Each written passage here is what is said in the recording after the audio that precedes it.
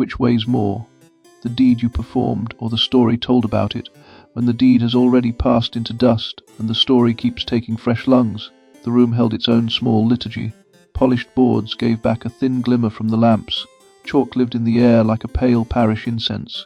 Wet wool carried the weather indoors, so that each coat on each chair behaved like a silent witness drying itself after trial. You, listening now through earbuds or car speakers, belonged here also, since an ear can enter a place as surely as a boot.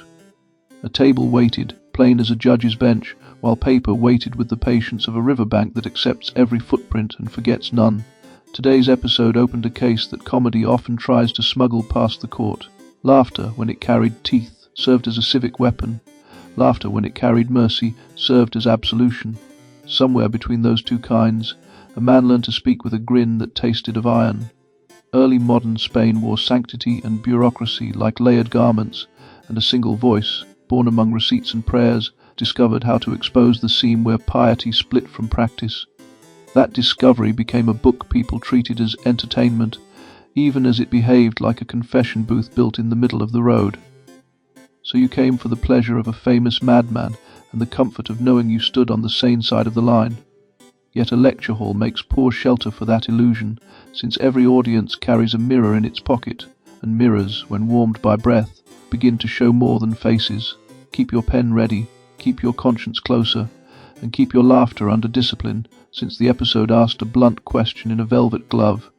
Who, exactly, served as the fool, him on the road, or us gathered safely behind our listening?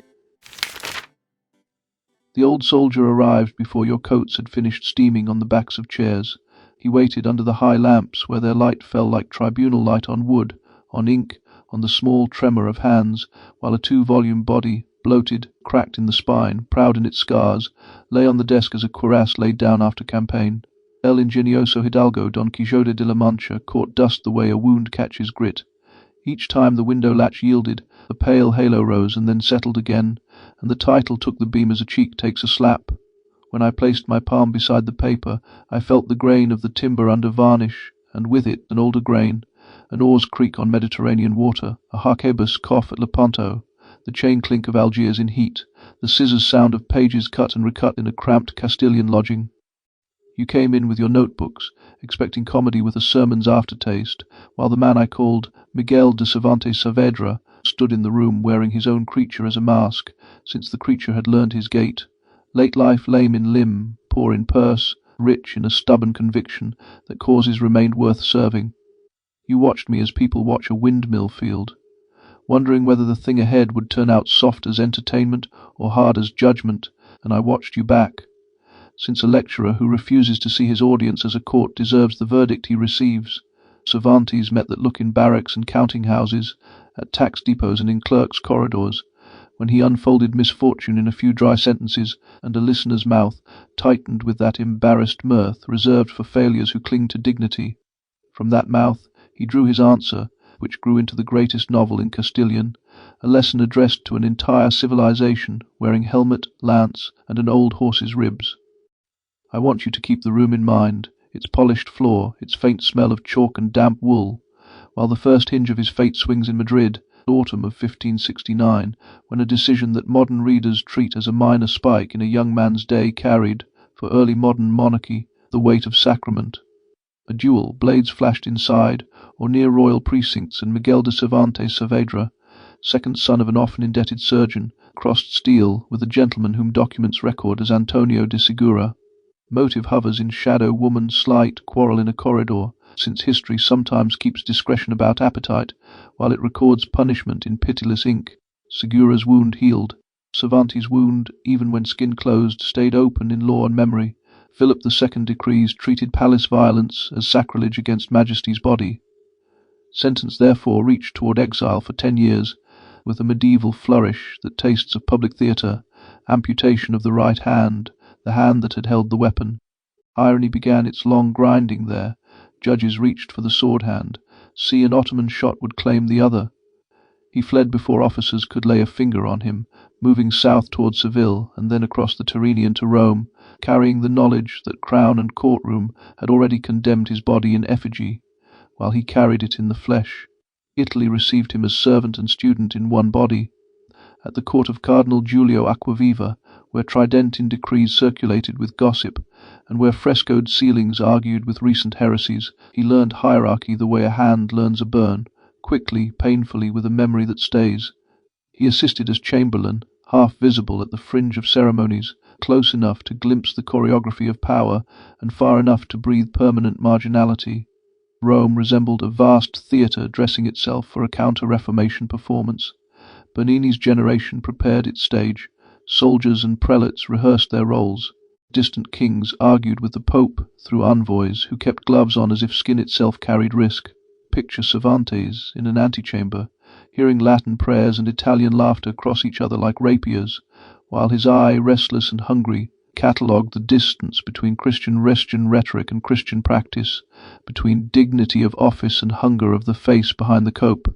He would later fold that knowledge into Don Quixote, where priests, dukes, canon lawyers, and idle nobles reveal their souls through their treatment of a cracked old hidalgo, whose only capital lies in conviction. Service under Acquaviva led him to Naples, and then toward enlistment in the Infanteria de Marina of Philip II. He sought a wage, and he sought a path back into royal grace, while the Mediterranean, at that hour, served as corridor and wound. Ottoman fleets pressed. Venice and Spain and the papacy negotiated under Cyprus's shadow. Alliances formed to the dull thunder of distant guns. Out of that matrix came Lepanto, October 7th, 1571, and Cervantes embarked on the Marquesa in the Holy League Armada under Don John of Austria. Fever gripped him on the morning of battle, yet he insisted on his place, and I imagine that insistence as a man gripping a rail with sweat on his palm, while a priest's murmur mingled with sailors' curses. Honour spoke in him, yes, while older disgrace also breathed on his neck, and cannonade offered a kind of purification through blood. Facts stand clear. He fought in the first line. He took 2 harquebus wounds in the chest. A third shot shattered bones of the left hand and forearm. Later he wrote, with laconic pride, that he lost the movement of the left hand for the greater glory of the right. And in that phrase, maiming and authorship share a single chamber, since an arm sacrificed in smoke and salt would later guide a pen that remade Europe's inner weather. Lepanto branded memory as well as flesh. Spain under Philip II gave veterans of that most noble and memorable day a special lustre. Don John gave Cervantes letters attesting valour, and those sheets travelled with him through petitions and prisons as portable coat of arms. Glory, however, failed to dissolve the mists of misfortune. After convalescence in Messina, he returned to service and sailed through campaigns that seldom offered Lepanto's clarity. Navarino, Tunis, La Goleta, perhaps Corfu, expeditions marked by disease, confusion, and the tired administrative hunger of empire. Registers describe him as outstanding soldier, yet promotion eluded him. Here a pattern set its rhythm. Courage outstripped reward. Fidelity failed to purchase advancement. A man served with the fierce simplicity of a peasant praying at dawn, and the court answered with paperwork and delay. Later Kierkegaard would speak of despair as a sickness of the self. Cervantes, long before the Dane, gave despair its armour and made it ride, since his knight persists in heroic ideals within a society governed by account books, corregidors, and the jesting cruelty of innkeepers. The sea which had carried him toward honour delivered him into captivity, September 1575. Aboard the Sol bound for Barcelona, he sailed within sight of home when Algerian corsairs under the renegade Arnaud Mami boarded the vessel. Among passengers, the raiders found those recommendation letters from Don John and the Duke of Sessa. Distinction therefore raised his ransom beyond his family's reach, and Providence, if one speaks that word with fear, showed a grim talent for comedy. He spent 5 years in Algiers as captive under the Beylerbey Hassan Pasha, sharing crowded rooms with soldiers, priests, merchants, peasants scooped from the sea. Fellow prisoners record at least 4 escapes led by Cervantes. Each plan aimed at collective flight, each failure threatened flogging, mutilation, impalement. Punishment fell mainly on him through public threats in place of executions upon companions. The pattern that suggests captors saw in this maimed Spaniard a dangerous authority over minds. Those Algerian years saturate his later work. The Captive's Tale inside Part 1 of Don Quixote, El Trato de Argel, Los Trabajos de Percils y Sigismunda, where sea and prison test constancy, as if constancy were a metal placed into fire. In 1580, the Trinitarian friars Geronimo de la Huerta and Juan Gil arrived with funds raised through alms and family sacrifice. His mother and sisters mortgaged what remained. and the friars poured a substantial portion of the purse into Miguel's release. He stepped again onto Iberian soil in autumn, bearing scars, a crippled left hand, and an expectation that monarchy would find use for loyalty. Spain received him with the distracted air of an empire already sinking into administrative sclerosis. Posts in Naples, the Indies, the royal bureaucracy failed to materialize in the form he sought. He drifted into secondary functions, paymaster for provisions in the Armada campaign, commissioner of grain and oil in Andalusia, agent in the tense world of North African intelligence, where each task placed him before hunger and resentment. Peasants watched harvest carried away under crown orders, clergy watched tie the stores requisitioned, local officials watched him as an intrusive outsider, while clerical authority excommunicated him twice for seizure of ecclesiastical grain, and superiors accused irregularities, and prison doors closed at least in Seville, perhaps elsewhere.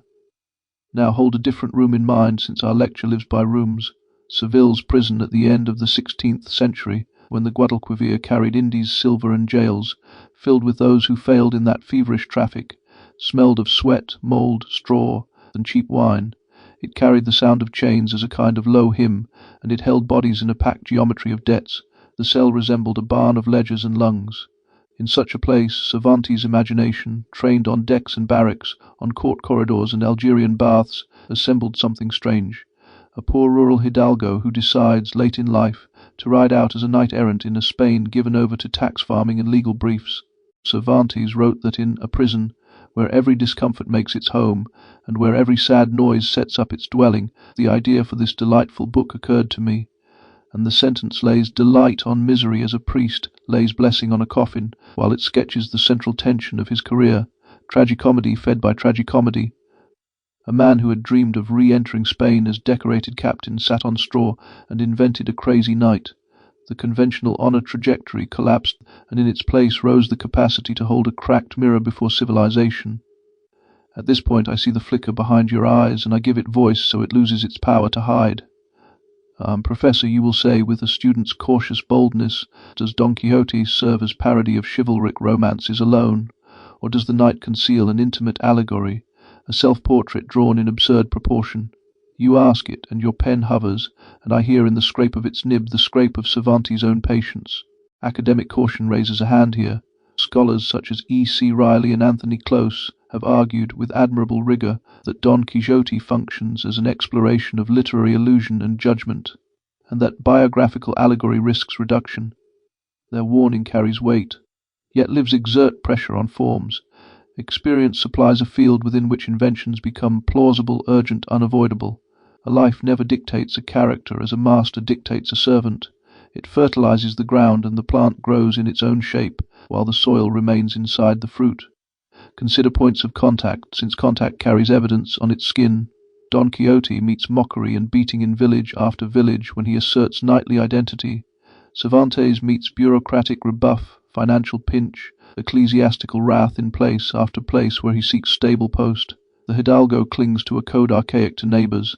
Cervantes clings to a sense of honour shaped by Lepanto and captivity in an age that rewards courtly intrigue, inherited title, peninsular birth over merit. The knight speaks to Sancho that freedom is one of the most precious gifts that heaven has bestowed on men, and the line comes from a mouth that spends much of the story bound or beaten. Cervantes, who had spent 5 years in chains, understood that sentence in iron and flesh. The galley slaves episode in Part 1, where he liberates convicts and receives stones in payment, feels like an inverted memory of Algerian schemes, where Miguel sought collective liberation and watched companions endangered through his initiatives. In Algiers he carried the brunt. In the novel, the knight carries the blows of ingratitude. Beneath laughter, a man meditates on the cost of leadership among the desperate, since the desperate love a saviour until the first inconvenience arrives. Another convergence emerges in the play between centre and margin. Throughout Don Quixote, the hero drifts along roads far from royal progress and court procession. Inns, sheepfolds, roadside groves, village squares, spaces belonging to servants, muleteers, barbers, smallholders hold the stage, and the stage itself feels like Spain's true conscience.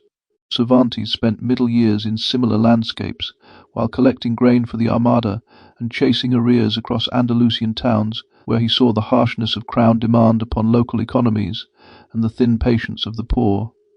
He threads that knowledge into his fiction, so that Sancho and anonymous peasants deliver shrewd commentary on burdens imposed by corregidors and tax collectors. When critics speak of Cervantes as proto-modern in his awareness of social complexity, their gesture points toward a translation of fieldwork into narrative sympathy. A man who seized wheat from church stores in Acilla or La Rambla could hardly avoid reflection when he staged encounters between grand ideals and empty larders. Don Quixote's madness often consists in taking official values with full seriousness, while daily practice erodes them so that the knight becomes conscience, treated as insanity, and readers, when honest, recognize their own complicity in the jeer.